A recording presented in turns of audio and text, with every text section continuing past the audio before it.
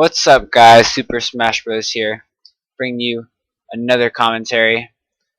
I'm playing top lane again, actually, this time. I'm playing Jayce versus Jax in the top lane. And right now I'm kind of a little mad because I just played a ranked game and I lost when I was 10, 5, and 15, something like that. Whatever, it's life. But this game was really interesting. I played it a while ago, so I don't really remember every little detail that happened. But basically what happened is bot lane feeds like 0 and 8, and stuff happens.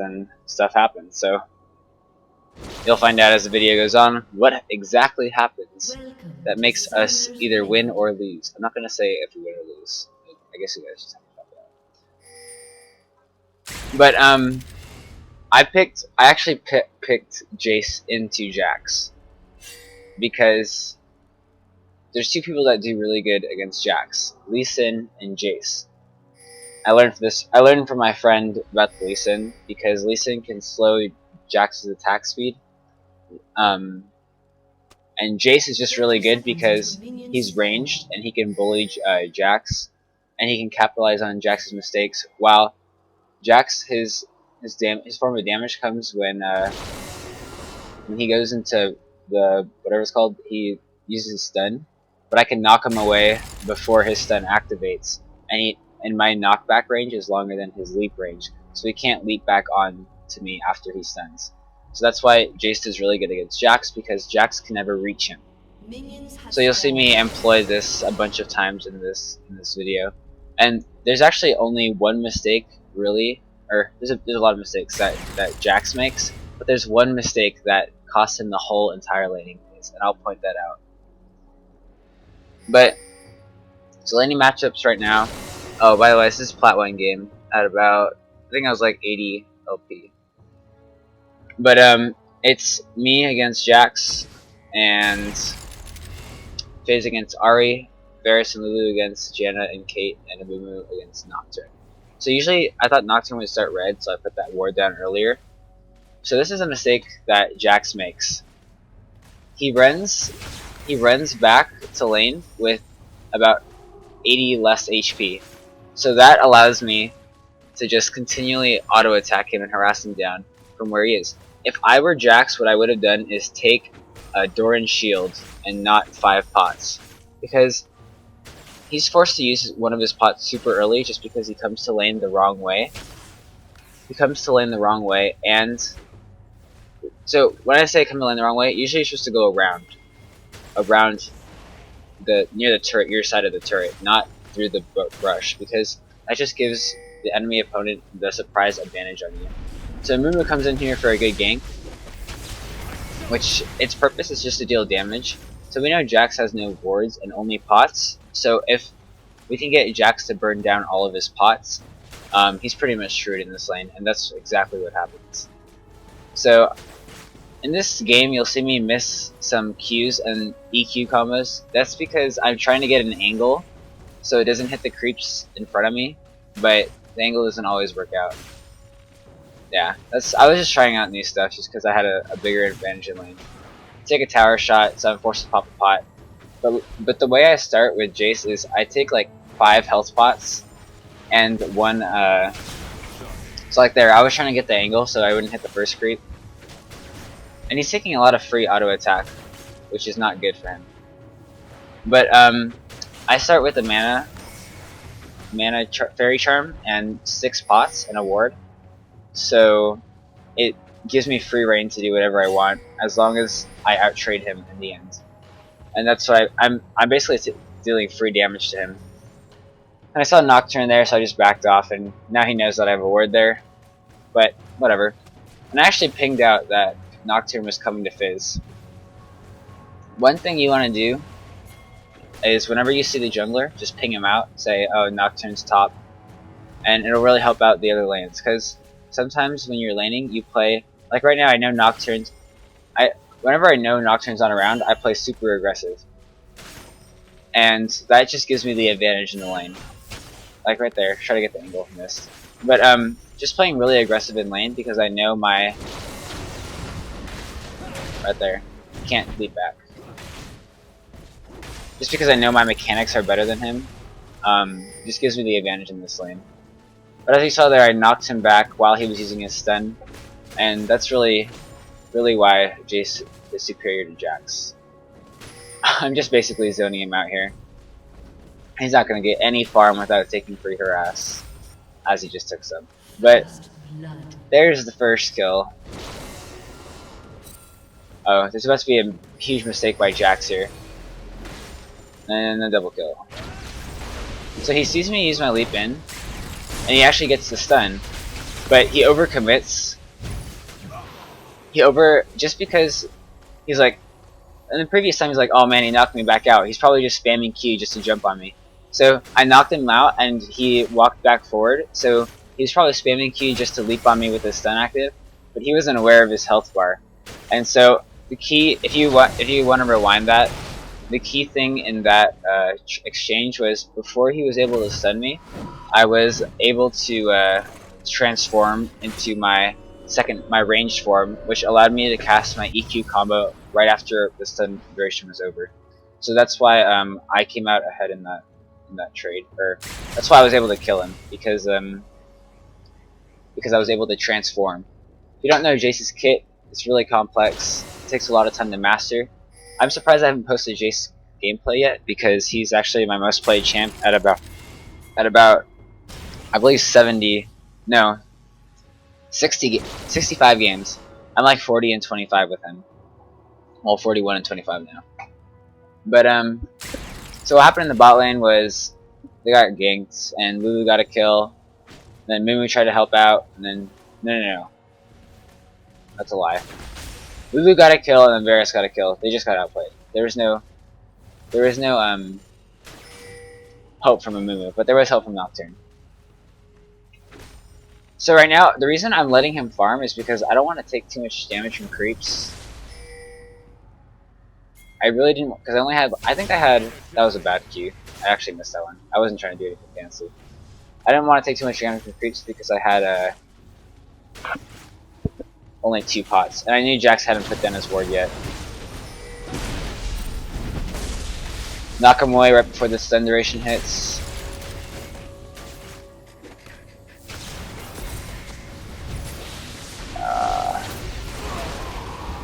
So Amuru decided to go hard, and I decided to go hard with him. Just because I didn't want, because after he flashed in, he was gonna die no matter what, because he flashed right underneath the tower at level 5, I believe. So I just decided I had to go in with him so Jax wouldn't get ahead off that. So I was able to pick up the kill because Amumu died for my sake, which is really good. And that kill right there actually snowballed. So what I saw was Jax didn't pick up a ward, so right when he was walking back to lane, Amumu was coming. And that I really like that in Amumu, because say you kill someone in lane and then they're walking back to lane, they don't expect you to be waiting for them again. I've gotten so many kills just because I'm waiting for them, because you kill them and then they buy like 2 wards, but then they don't place it down right away. So if you're just waiting there for them as a jungle, then you can surprise them really well. So that's what Amumu did. There's my whatever it's called, EQ combo. The reason usually I don't put my ward that far out. I usually put it in the brush, right at the edge of the brush. But the reason I put that far out is because Nocturne's ultimate, it has about that far of a range. So I can see Noct when he's walking up into ult range. That was kind of bad. A lot of what Freak taught players is use the gate on yourself right after you cast your Q. Your Q is fires a little bomb that is accelerized by your E or your gate in range form. And I knew Nocturne wasn't around, but I don't do that a lot. Couldn't go in on that. There's no creeps. But what was I saying? Oh, you throw out your Q and then you throw out your Q and then you gate yourself, and Freak called it you're gracious. The gate is gracious enough to grant you that boost, even though it's already out of range of the Q. So instead of putting the gate far out like I did there, you want to put it closer to your body, so you also get the boost, and you don't miss like I did right there. But so what happened there was I knew Jax was too high of an HP for me to kill on the first time around, so I just like went in there, harassed him, and went back out. But he decided to stay instead of back off. So I just decided, I knew my damage output with my ignite that had just come up, so I decided to go in and just burst him down and let my ignite finish off the kill without taking any more damage from the tower. So the reason I was able to do that is because I've played Jayce for such a long time that I know his damage output as bot lane dies yet again. They're 0 and 5 right now, or 1 and 5. They're 1 and 5 right now. But I know my I got my angle there. I know my damage output with Jayce, so I can like one of the things that I'll do is like a fadeaway shot where you deal damage to them, and then you walk away and they think they're safe, and you just EQ them while you're walking back out. I like doing that because I know how much damage to leave them with. I didn't angle that one. To leave them with before I'm able to kill them. Alright, so I'll go through Jayce's abilities right now. Jayce's Q he has two forms. He has range form and he has hammer form. That was bad. I was trying to hit the creep. In his range form, he fires out a little shock blast with his Q. And with his W, he fires 3 consecutive shots that proc on hit items, such as Muramana, which is why Muramana is really good on Jayce, because that deals a ton of damage to squishy champions. His second ability is or third ability is his acceleration gate, with which you use it a lot in combination with your Q, and it deals like a lot more damage, and it fires it faster, so it also accelerates your Q. In hammer form, Jayce has 2. Oh, watch this play.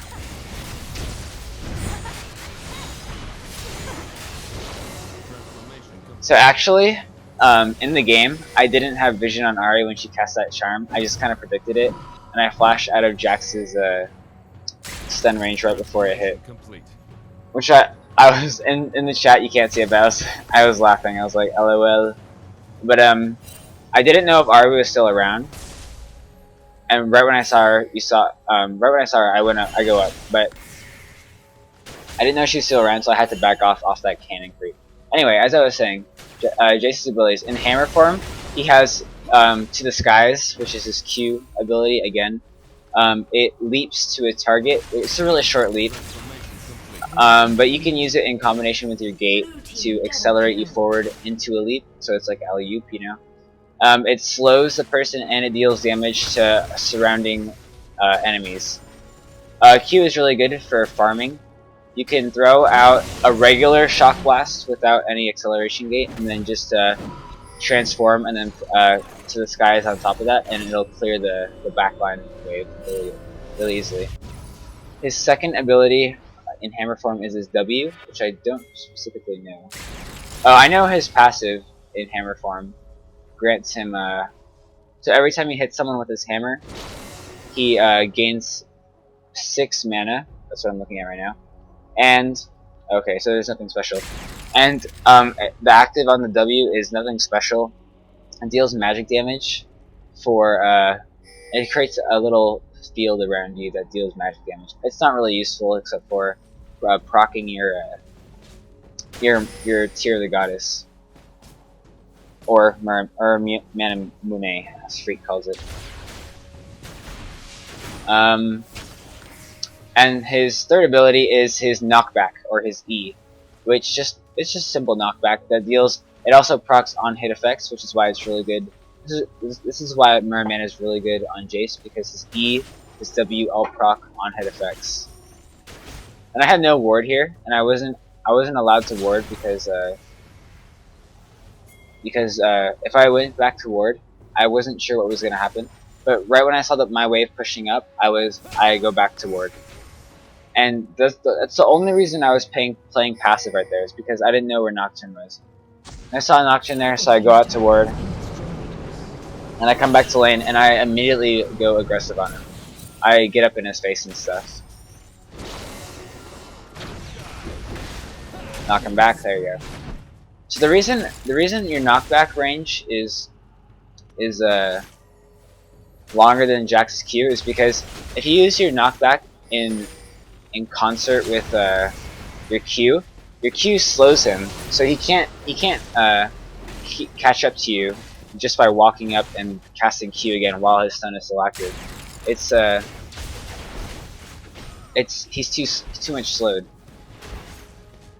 Another Jayce's passive is his hammer form. Obviously, he's able to transform. But a second one is whenever he transforms, he's able to gain a little bit of movement speed, and sometimes that movement speed makes all the difference. Like when I got ganked by Ahri the other time, that movement speed in combination with my acceleration gate, which also grants movement speed, really gave me the edge to like turn the corner on that. So right now our bot lane is 3-7, but Varus has not died yet. He's 5-0. I was just allowed to take my tower, so I'm gonna try to go mid and take mid tower too. But I'm super strong right now. I'm 3-0 with the most farm in the game, or tied for the most farm in the game. So I don't think, yeah. Look at that damage. Look at that damage. They don't expect how much damage Jayce can do. A lot of Jayce has been falling out of I don't know, rank play recently, just because of the hit on Mura mana. It takes like 35 minutes to stack Mura mana now, which is insane. But that was a bad last hit, which is insane. But Jayce still does enough damage without it that it's a decent enough late game item that you don't need it till later. I mean, it's decent enough to have just the mana moon, that it's not too big of a sacrifice. So the team fight starts. That was good. That was bad EQ combo. I should have hit that one. So I have to keep in mind that Varus is super fed right now, and one of his Qs can probably kill me. That's why I stayed that far back. So in that team fight, what happened was, I try to give her a little boost. But what I have to realize is that their bot lane is fed, so I have to like watch out for them. That's a ton of damage. But what happened there was Ahri jumped in on me, and I knew she expected me to walk backward, so I continued forward as Varus snipes her. Did I flash? No, I didn't flash. I wasn't. They flashed. But I knew she expected me to turn backwards, so I continued to walk forward, and right when she missed her charm, Amumu was allowed to land his ult on 3 of them, which I immediately went back in my hammer form and chunked Ahri to about half health, or below half health, which allowed Fizz's fish, that's a lot of damage, allowed Fizz's fish to kill her. Which is why that fight. And then in the mid lane we overextended too much, and that's what happened. So let's look at the scores right now. Oh man, I never saw this play. So we have they didn't expect Janna to be coming up, and Kate still had barrier. So Ahri burned flash and her ult. Whoa, lag. Sorry. I'm coming up, and I really want this kill. Easy. What was I saying? Oh, the scores. So right now, Ahri is 0-3. She's doing really bad. Fizz is 2-2 with 98 farm. So he's losing in farm. Oh, let's see what happens here. Nothing. Alright. I am 134 farm to 91. Jax actually had 28 farm in like 8 minutes. So he caught up pretty significantly. He's even 3-3. That's what I hate. Like when I take the blue buff from him. But when, what is it called? Oh gosh, when you win your lane. Oh gosh, I got knocked up back there. So I try to protect Kate here. Failed his flash.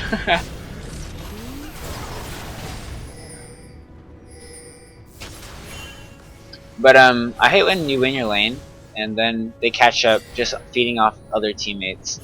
This is the most frustrating thing. I don't know why Fizz is going back there. We knew they were around. Ari makes the stupidest play right here. So she goes back and I just knock her back into the alley-oop.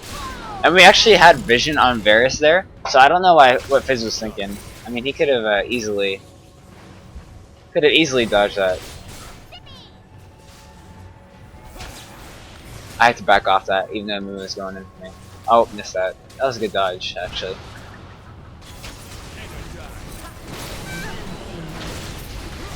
Oh, the plays! That was a beautiful Janna shield. Even though I did miss my EQ combo there, it forced Lulu to juke backward into Caitlyn, so that worked out. Janna did a really good job there. Saved my life! Alright, so all these skirmishes are going in our favor just because we're getting out with like a sliver of health. But it still can go both ways. Varus is still 7-1, and Jax has picked up a couple kills, but he's still pretty useless compared to where I'm at right now. My build right now is Manamune, Brutalizer.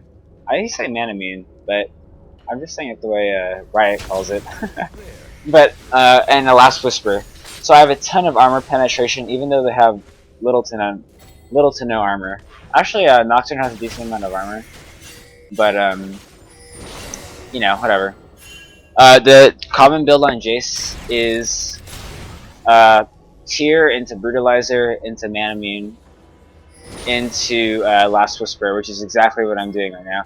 And then right after this, I'll pick up cooldown boots. I was trying to clear the wave, but I didn't get all the creeps.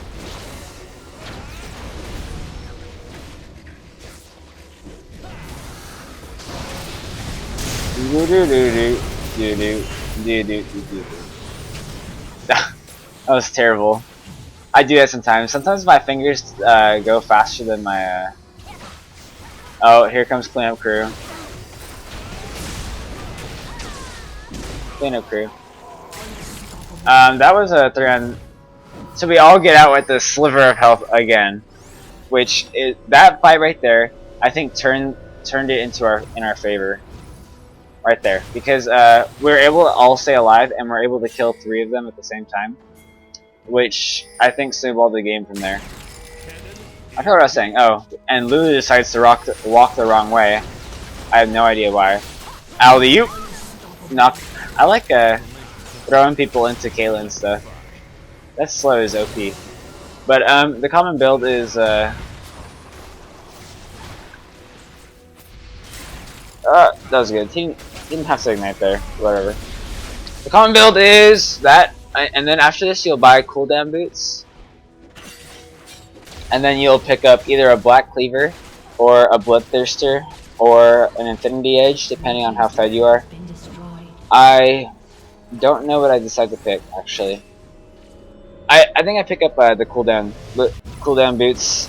Yeah, I pick up cooldown boots and I get the home guard. Let's see what's happening here. Alright, nothing. Wasted ults. Not wasted. Traded ults. I have to go help top because Nocturne really wants this tower. Like, super bad.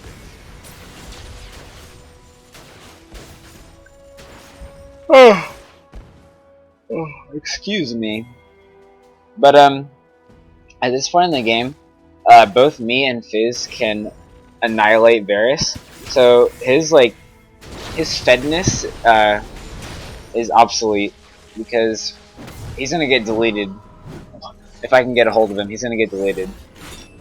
Other than that, the only thing we have to worry about is Jax. Jax not getting caught in the Amumu ult, because if that happens, he'll have Amumu will be ulting and frozen in place, and Jax will be getting free hits on Caitlyn. But Caitlyn has caught up so far that that she can probably outdamage Jax no matter what. Jax should have been building armor. I don't know what he was thinking. If Fizz ults him, that's should be all right for them. Fizz should be ulting their carries, not something else. All right, so what happened? Usually you can jump over walls with the.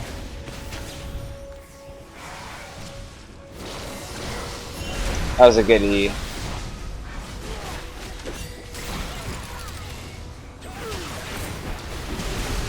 So my positioning in this fight was extremely good. I stayed behind my tanks and I was waiting as he caught Varus out. I was staying behind my tanks and waiting for my cooldowns to come up, which allowed us to clean up the fight. So as long as our Jayce's one thing with Jayce's positioning is extremely key, because if I see a lot of people with Jayce going into hammer form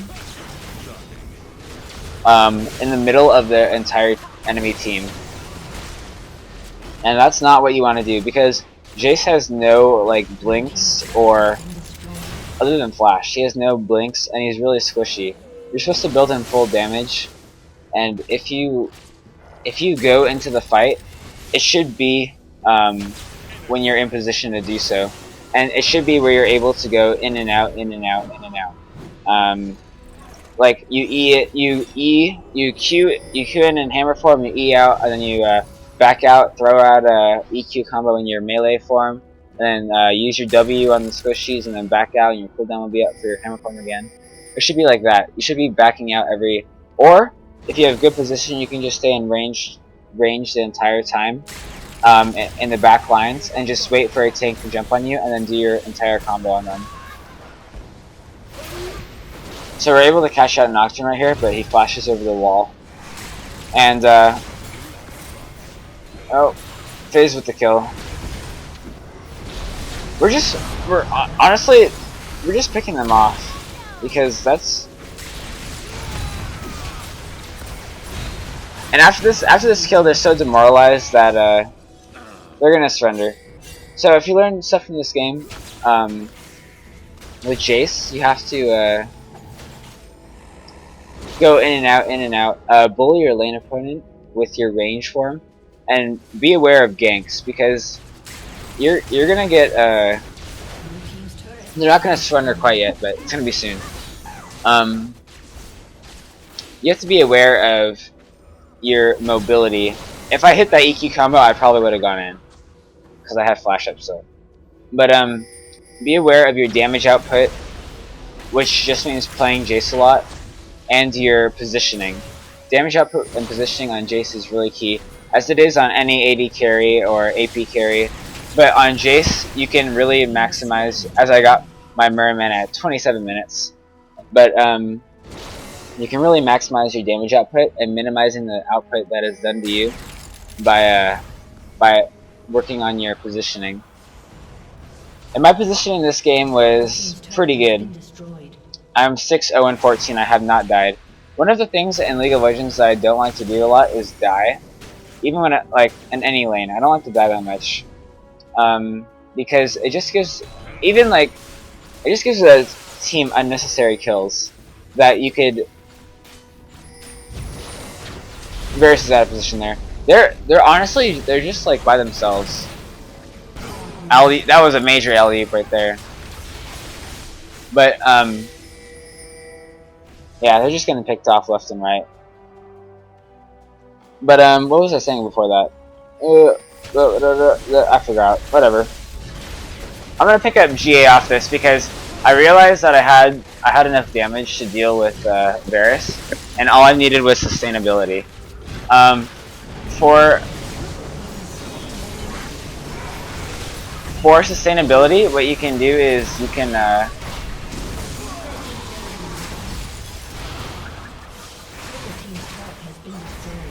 for sustainability, what you can do is buy a Bloodthirster, which is not that which is not that sustainable because it's over time. And there's the surrender vote.